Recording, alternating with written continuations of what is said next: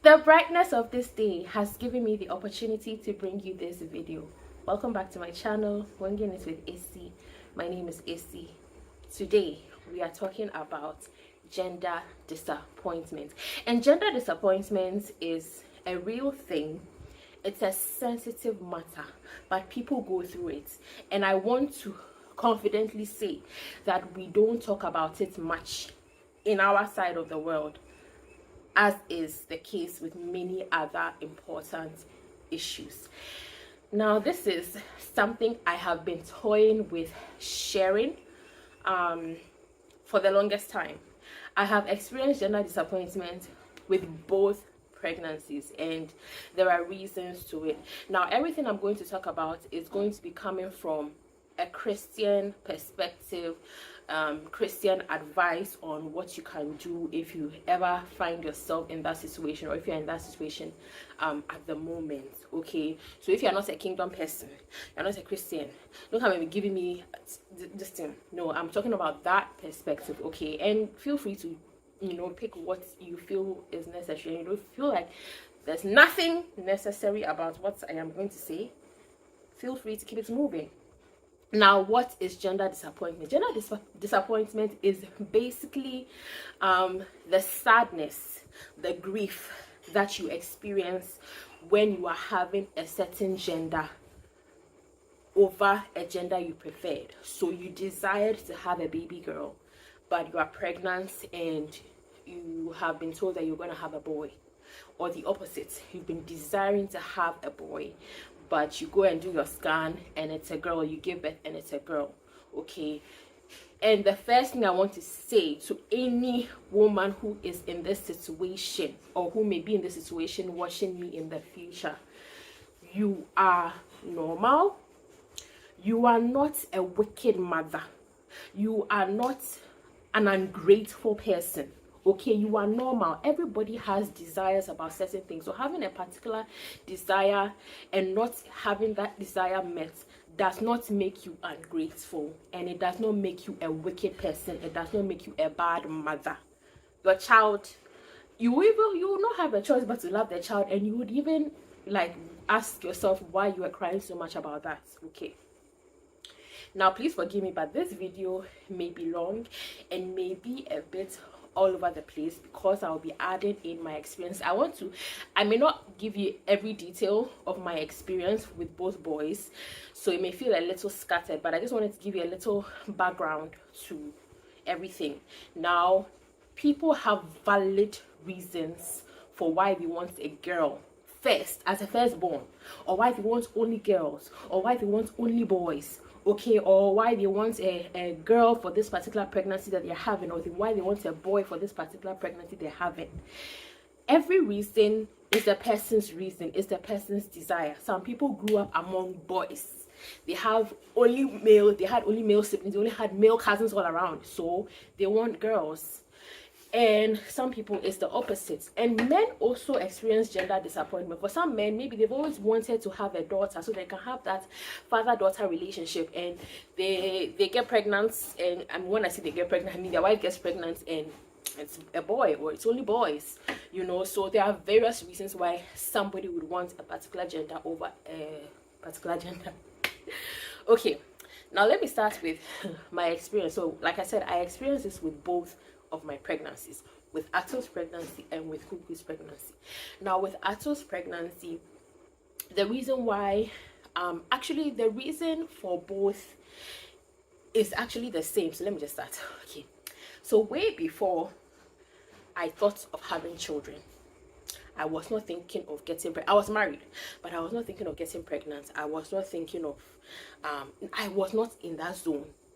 I had, I think, two different dreams, where I saw that I gave birth to a girl, and I saw the face of the girl, very beautiful girl, and it was the same face in both dreams.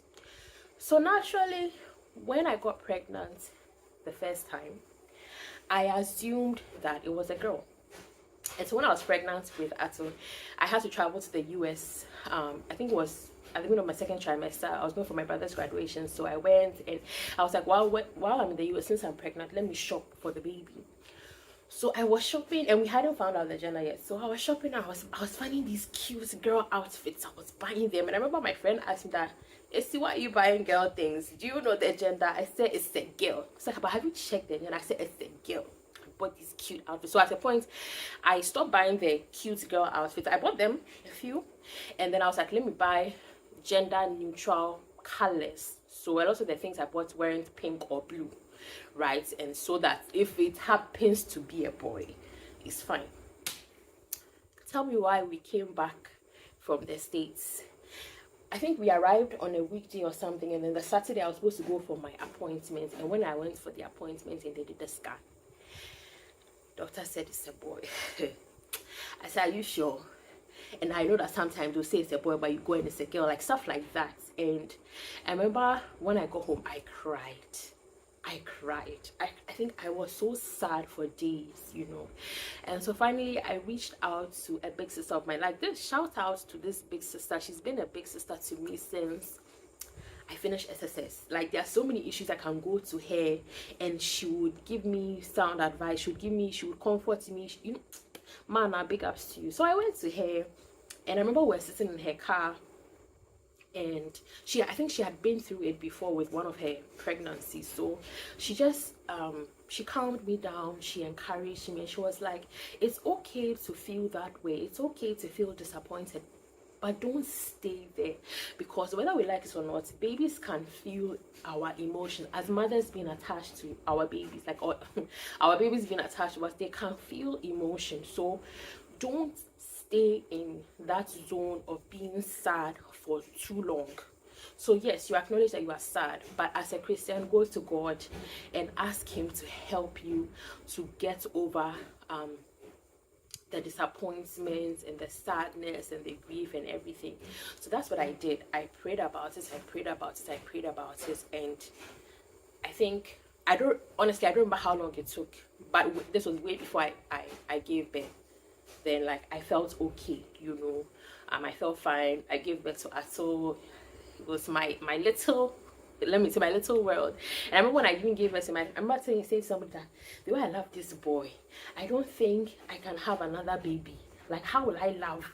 I can't imagine myself loving, and like, it's like all the love I have is for him, you know. So you see, and the struggle, now that I've remembered, I struggled a bit more because I kept thinking of the dreams I had. And while I was pregnant with him, even after the scan and after having to get over the gender disappointment, those feelings and everything, I had another dream. And I won't describe the dream, but I saw that same face again, a girl. You know, so I was like, God, what games are you playing with me? What's going on, you know? And so, like, now I was 2-2. I was like, is this baby, or is this going to be one of those things where somehow the scan is showing boy, go and give birth and it's a girl? I think I had another dream. So, and it was all a girl, the same face I was seeing. So I couldn't wait for this baby to come out for me to see whether it was really a boy or the girl I had been seeing all along. So gave birth. It was Atukwamana, and when he was a baby, he kind of looked like a girl. So I was like, is this it? So that was that. So, and if you've watched my very early videos where I described my pregnancy with him and everything, and my delivery, my postpartum, how it was rough, I was like, I don't want to have another one. My husband was done. He was like, one is fine, you know. So I may or may not share what happened that led me to the point of having a second. It's another story altogether. God has ways of, I don't know, it's another story altogether. So I may or may not share it, okay, one day. Now I get pregnant again, and this time around I am so sure that it's a girl, because I was convincing myself that, you know, like how I feel like God was announcing the Messiah since. So it's as if God knew the kind of difficulty I would have with Ato's delivery and the postpartum recovery. So it was like him giving me a forewarning of that human being will come okay, that human being will come. So I'm just giving you that for one, so that when you decide that you don't want to have any more, put it at the back of your mind, you know. So I was in limbo about that. So when I got pregnant, I was like, okay, then I'm sure, I mean, this is it, the girl is coming. I went to do scan at 16 weeks, no, 16 weeks, 8, I don't remember how many weeks. And I remember it was earlier than when the doctor ideally would check for the gender. He was like, it's a bit early, but it's looking like you're going to have another boy. And I was like, So I was holding on to faith. I won't lie. I was like, I am going to pray all the prayers before the scan, the gender scan. Like, what God cannot do, that's no exist. Like, I went to find, I don't remember what verses, but I remember the one verse I really used to pray was that, oh God, I forgot it, it will come back to me. What prayer didn't I pray? That God, this girl has to be a girl, this baby has to be a girl. I prayed, like I said, and Richie prayed. 4 weeks later, we went for scan. It's a boy. I held myself throughout the rest of the appointment. I was okay. Immediately I sat in the car. The floodgates just came pouring. I cried and wept. Richie was like, it's okay. Like, he was so disappointed, but like, and you know the funny thing, I don't know why God does these things. A friend of mine was pregnant together with me. She already had 2 girls, so she wanted a boy. And I think she was a few weeks ahead of me, so she had already checked and they said it was another girl. So she had also been disappointed and cried. So I think I remember calling her and it's like we're both crying. And it's like, it's like, God, why don't you do the exchange? She wants a boy, so give this boy to her and give the girl to me. Like, why are we going through this, you know? Oh, I cried. Oh, that day I was in bed. I cried. I wept. I said, this I didn't pray enough. And one of the things I was using as my example was the Hezekiah, the story of Hezekiah. And I know a lot of us use that, you know, when maybe God has said something and we want the situation to change, you know. Hezekiah went and turned his face to the wall and he prayed, and, you know, God granted him an extension of 15 years. I won't lie, I really struggled for weeks. You know, but I still remember that advice that my big sister gave me, that don't stay there. So I struggled, you know. And so I remember the turning point was when I had a discussion with a man of God who is a good friend of mine. So I was saying everything, and then we're having a whole discussion, and one thing he pointed out to me was that, and which honestly I hadn't realized about the story of Hezekiah, was that those last 15 years of his life, the 15 years that God granted him, did not end well in terms of his if I should say his Christianity. You know, his downfall. You know, he didn't finish well. And so when I think about it, I'm like, which means that God knew why he wanted you to go where he wanted you to go.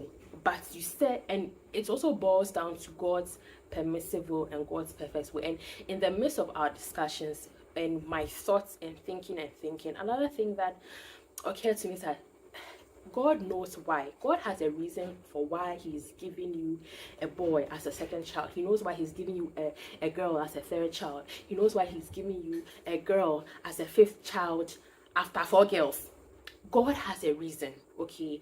And the thing is that I don't want to enforce. Sometimes when you enforce your will so much, God will let it happen, you know.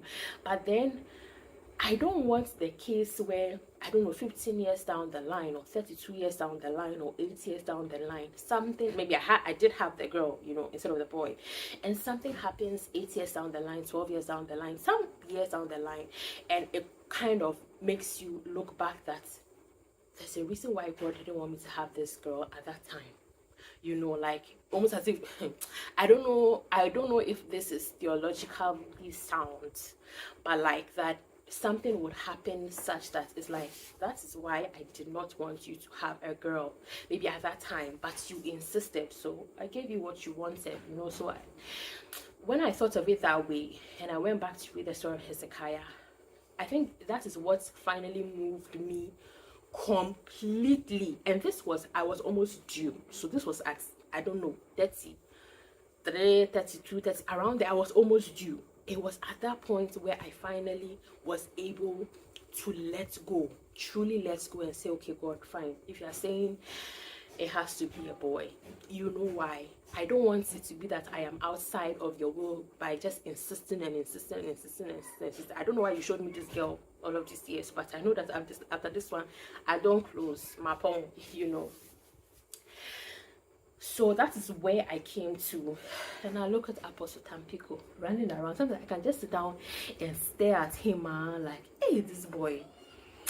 And I love my baby so much. I love my boy so much. I'm also and I watched a few videos on gender disappointments earlier on, and you will see a lot of comments in the comment section for all of the videos where it's like, I also faced the same thing, but when I gave birth, I really love my baby. Like, the baby, you will love the baby, you know. But I would really truly encourage you that there are two things that I would encourage you to do if you're a Christian. One, talk to God and ask God to help you accept his will. He knows why he is making you a mother of boys, a mother of men.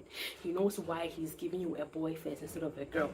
He knows why he's giving you a girl first instead. Like, go to him and ask him to help you accept his will, because we are always saying that we want to be in God's will, want to be in God's will. So help me to accept being in your will.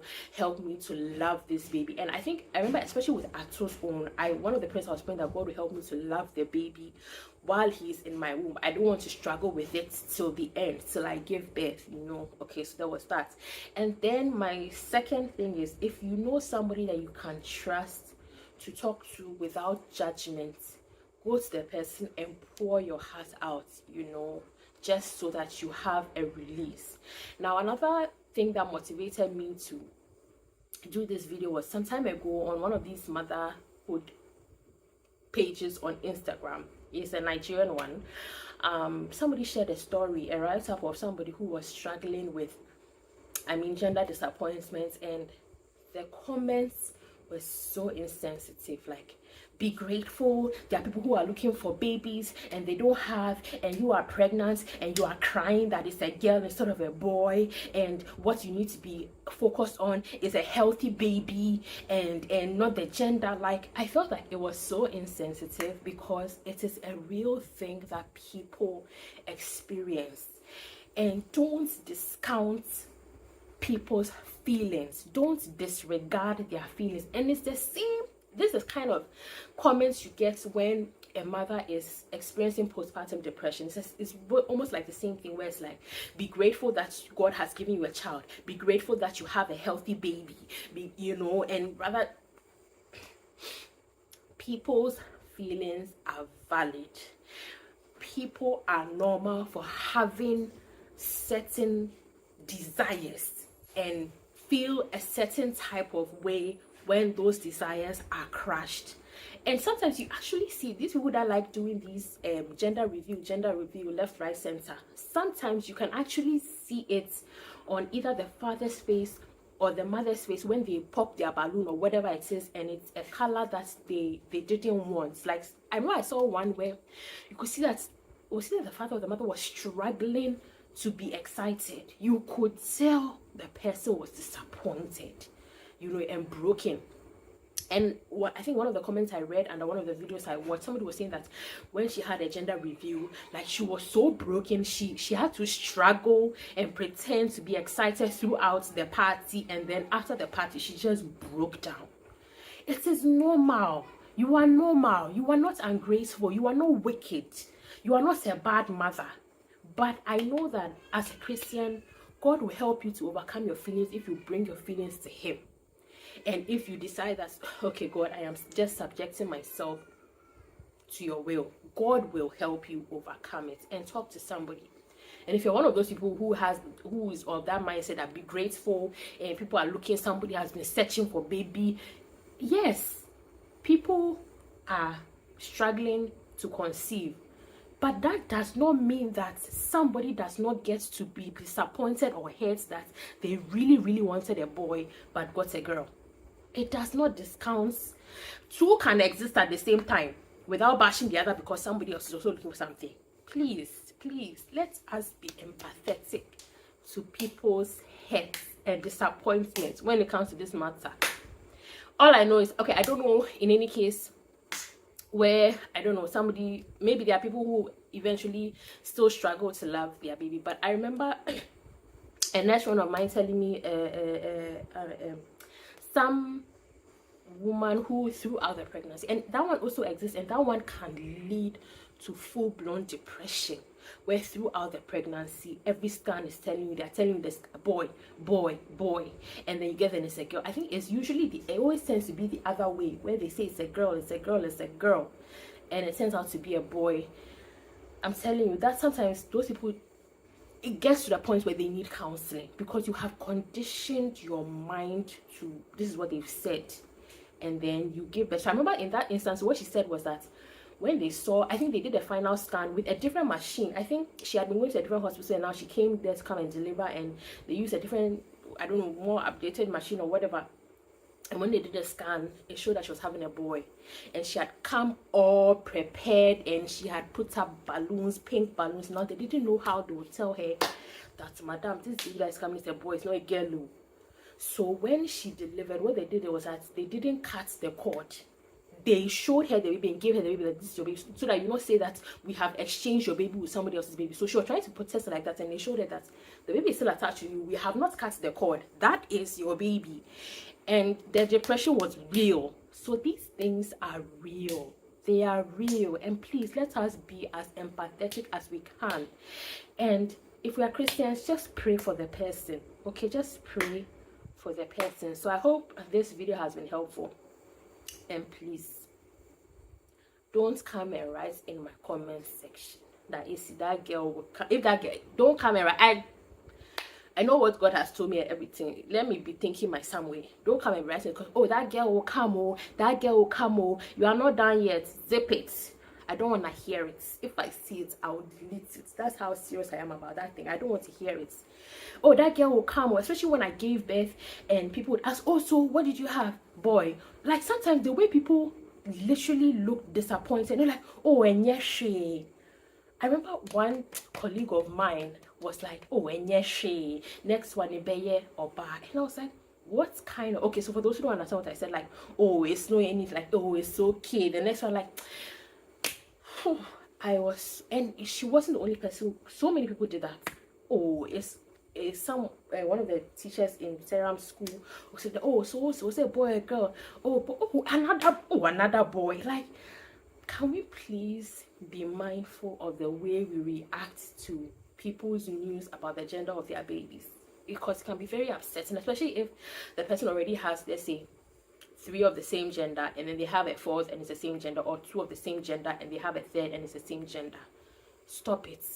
What is this? Oh, it's okay. Don't worry. The next one. Have I told you I want a girl? Have I told you I want a boy? So this video is 2 things. Also be mindful of the way you react to other people's news about the gender of their baby. It's not fine. Don't do that. Stop that. Okay.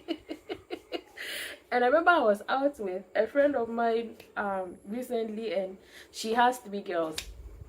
And I think the 3rd baby is a girl. And then somebody, I think somebody was about to say something. She's like, no, I don't want boys. No. You know, like the automatic thing is that you think that the person wants to have a boy because I already have 2 girls. It's like, no, I don't want boys. I want the girls because I was surrounded by boys growing up. So let's just be mindful. So once again, I apologize for the long video, but it was very necessary, and I hope this helps. If you know somebody struggling with this, feel free to share it with a person. Thank you so much for watching this video, and I will see you in my next video. Bye.